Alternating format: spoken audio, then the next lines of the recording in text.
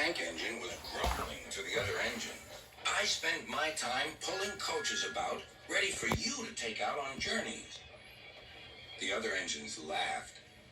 Why can't I pull passenger trains too? You're too impatient, they said. You'd be sure to leave something behind. Rubbish, said Thomas. I'll show you. One night, he and Henry were alone. Henry was ill. The men worked hard, but he didn't get better.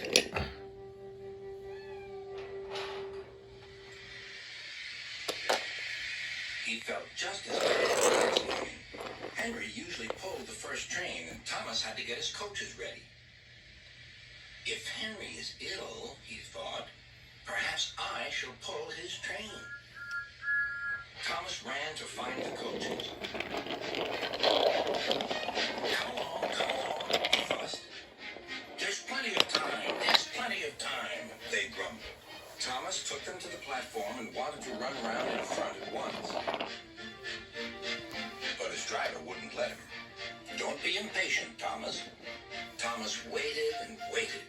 The people got in. The conductor and station master walked up and down. The porter banged the doors, and still Henry didn't come. Thomas got more and more excited.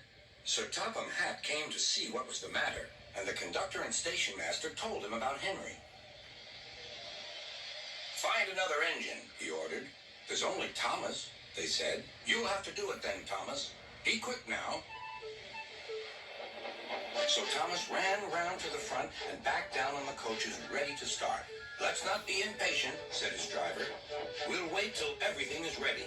But Thomas was too excited to listen. What happened then, no one knows.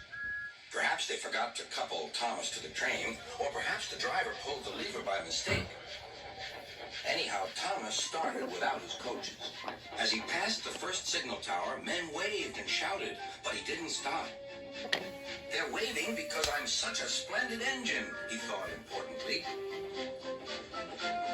Henry says it's hard to pull trains, but I think it's easy. Hurry, hurry, hurry, he puffed, pretending to be like Gordon. People have never seen me pulling a train before. It's nice of them to wave. And he whistled. Beep, beep. Thank you. Then he came to a signal at danger. Bother, he thought. I must stop. And I was going so nicely, too. What a nuisance signals are. He blew an angry beep, beep on his whistle. The signalman ran up. Hello, Thomas, he said. What are you doing here? I'm pulling a train, said Thomas. Can't you see? Where are your coaches, then? Thomas looked back. Why, bless me, he said, if we haven't left them behind. Yes, said the signalman. You'd better go back quickly and fetch them. Poor Thomas was so sad he nearly cried. Cheer up, said his driver. Let's go back quickly and try again.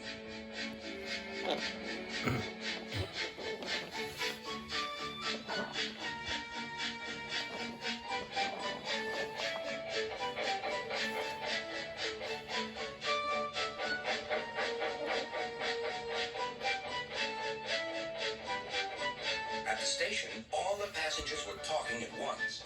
They were telling Sir Topham Hatt what a bad railway it was. But when Thomas came back, they saw how sad he was and couldn't be cross. He was coupled to the train, and this time he really pulled it.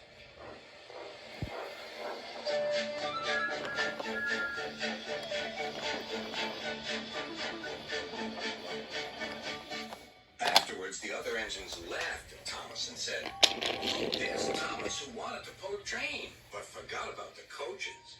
But Thomas had already learned not to make the same mistake again.